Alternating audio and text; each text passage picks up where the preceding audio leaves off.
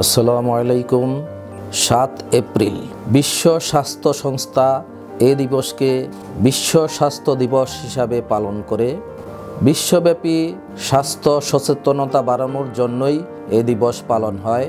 সুস্বাস্থ্য মানুষের সুখ শান্তির অন্যতম উপাদান। সুস্থ থাকার জন্য আমাদের সর্বপ্রকার প্রচেষ্টা থাকা উচিত। ব্যক্তিগত সুস্থতার জন্য পরিমিত আহার, উপার্জনের জন্য সীমিত কাজ, ব্যায়াম, বিশ্রাম ও সুস্থ বিনোদন প্রয়োজন। এই কাজগুলো আমাদের নিয়মতান্ত্রিকভাবে করতে হবে, কোনোটারই বাড়াবাড়ি যাতে না হয়।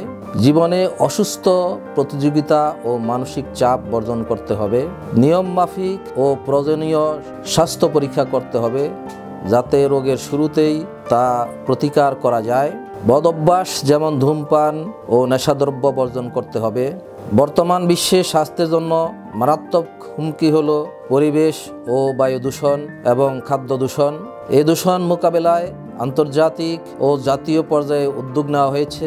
আমাদের দেশে পরিবেশ ও খাদ্য দূষণ এবং বদঅভ্যাসজনিত কারণে অন্যান্য রোগের পাশাপাশি ক্যান্সার রোগ আশঙ্কাজনকভাবে বেড়ে যাচ্ছে।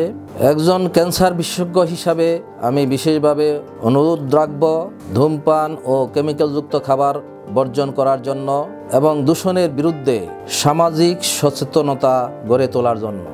সবাই সুস্থ থাকুন, ভালো থাকুন।